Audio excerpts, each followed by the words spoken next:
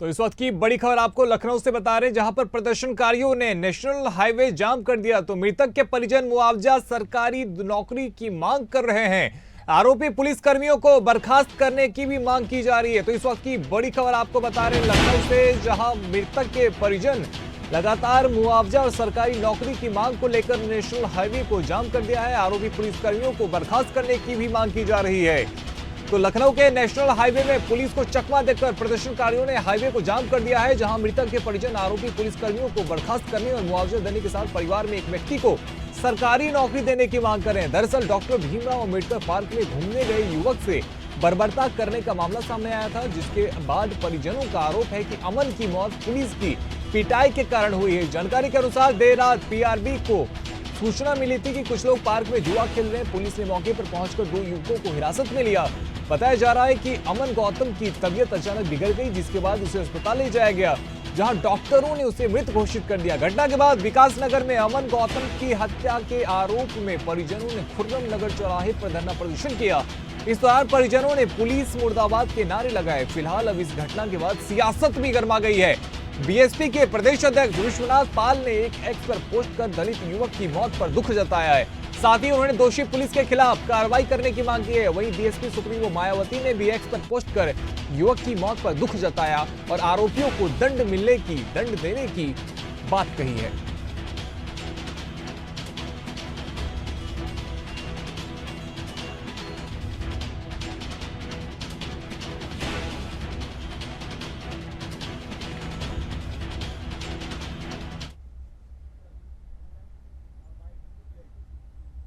आगे थे, सामने वाले घर में घुसे थे, जिस घर में तब पुलिस वालों ने नहीं देखा, उनको भी निकाल लेते बाहर, उनको भी कचर लेते तो जान जाते।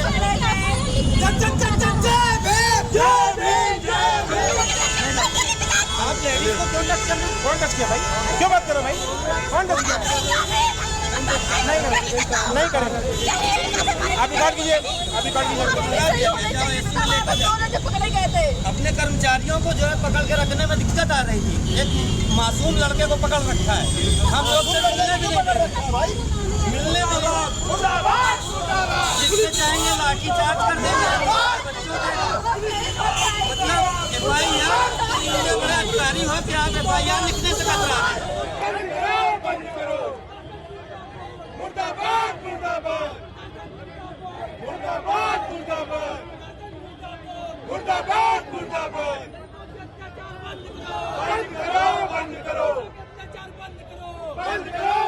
हम लोग सुबह से वहाँ से बैठे हैं, अब शाम को जाके हुआ है। अब शाम को यहाँ लाके हम लोग क्या करेंगे?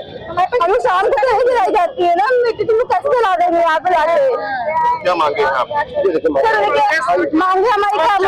मुझे पहले से कंप्लेन करनी, उन लोगों को जिन्होंने मारा है उनके पास सख्त कार्रवाई चाहिए और मुझे नौकरी चाहिए, क्योंकि हमारे पास कोई ऑप्शन नहीं है। मुझे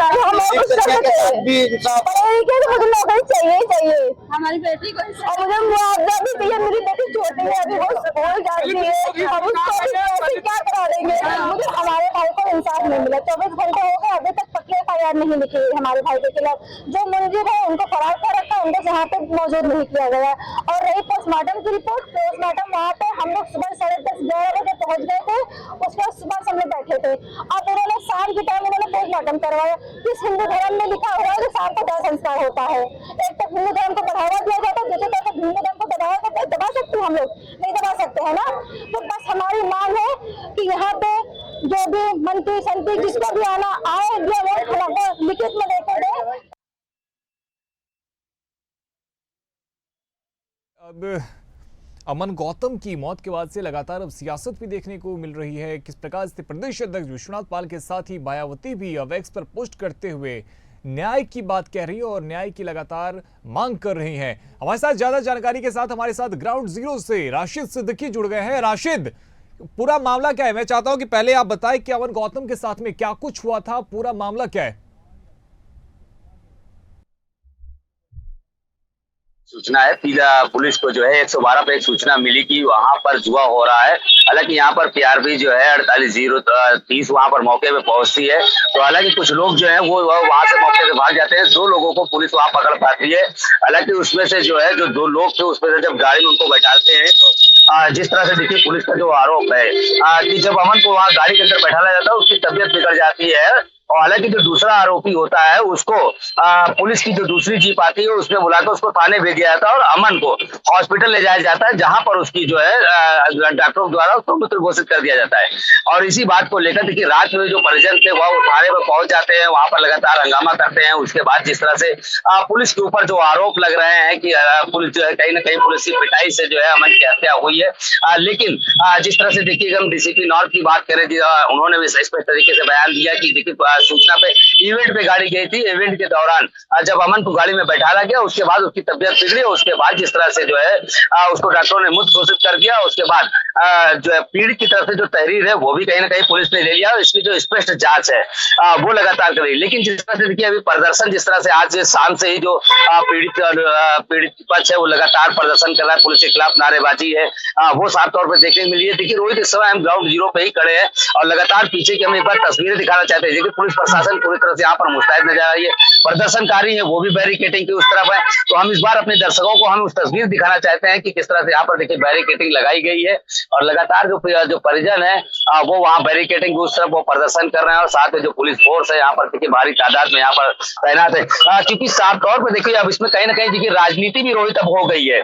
जिस तरह से अगर हम बात करें तो लगातार जो है मायावती के जो है एक्स पर लगातार जो पोस्ट आ रहा है उसकी भी बात करें तो लगातार समाजवादी की तरफ से भी इसकी निंदा की जा रही है, क्योंकि मामला कहीं ना कहीं देखिए दलित परिवार से जुड़ा है। तो इसको लेकर कहीं ना कहीं जो राजनीति है वो अब गर्मा गई है। तो देखना ये होगा कि इस पर किस तरह से कार्रवाई होती है। हालांकि देखिए पुलिस अधिकारी लगातार तमाम ऐसा प्रयास कर रहे हैं उस जनता को समझाने के लिए, हर एक संभव मदद करने के लिए और कार्रवाई करने के लिए। लेकिन जिस तरह से देखिए प्रदर्शन है कि ये चंद्रशेखर रावण की अगर हम बात करें तो उनके पार्टी के लोग भी यहाँ पहुंच के यहाँ पर प्रदर्शन कर रहे थे। हालांकि कुछ ही देर में ऐसा अनुमान लगाया जा रहा है चंद्रशेखर रावण भी घटनास्थल पे यहाँ पर पहुंचे पीड़ित परिवार से मिलेंगे। लेकिन कहीं ना कहीं देखिए इस तरह की घटनाएं होती हैं तो इसमें राजनीति जिस तरह से बढ़ जाती है वो भी कहीं कहीं देखने को मिलता है। क्योंकि देखिए मायावती ने इस पर पोस्ट किया कि दलित परिवार के साथ अत्याचार हो रहा है, इस तरह के तमाम तरह का, क्योंकि देखिए मायावती कहीं ना कहीं जमीनी स्तर है वो कहीं ना कहीं खोती हुई नजर आई है। तो उनको दलित के हिसाब से उनको लग रहा है कि हम दलित परिवार के साथ खड़े होंगे तो उनको इस चीज का वोट बैंक का फायदा होगा। लेकिन देखिए किसी की मौत पर जिस तरह की राजनीति जो खेली जा रही है वो कहीं ना कहीं से, हालांकि देखिए यहाँ पर जिस तरह से देखिए अगर हम डीसीपी की बात करें वो भी यहाँ पर मौजूद है। अगर हम यहाँ पर बात करें हम पुलिस प्रशासन की, वो भी यहाँ पुलिस से मुस्तैद है, लगातार पीड़ित परिवार को समझाने का प्रयास किया जा रहा है। जी रोहित। बिल्कुल राशिद, और देखिए अब कहीं ना कहीं ये जो पूरा मामला है वो अब दलित वाला रंग ले चुका है, यानी कि अब कहा यह जा रहा है कि चूंकि वो दलित थे इस वजह से उन पर इस प्रकार से मारपीट की गई है और पुलिस कस्टडी में उनकी मौत हुई है। जी बिल्कुल, कहीं ना कहीं पूरा मामला, क्योंकि जाहिर सी बात है जिस तरह से अमन गौतम का नाम आ रहा है, दलित परिवार की विकास नगर क्षेत्र का ये गंजापुरवा एक इलाका पड़ता है, ये पूरी दलित बस्ती है। और कहीं ना कहीं इस पूरे मामले को लेकर क्योंकि पीड़ित परिजन के साफ तौर पर आरोप है क्योंकि वहां पर एक भीमराव अम्बेडकर की मूर्ति रखी है, वहाँ एक मैदान बना हुआ है। उनका आरोप है कि वहां पर वो युवक वहां पर वो घूमने गया था। हालांकि देखिए पुलिस का जिस तरह से प्रेस नोट आया है उसमें साफ तौर पर उन्होंने प्रेस नोट में भी लिखा है कि वहां पर जो जुआ खेल रहे थे और पीआरबी वहां पर जुए की सूचना पर वहां पहुंची थी और 2 लोगों को हिरासत में लिया था।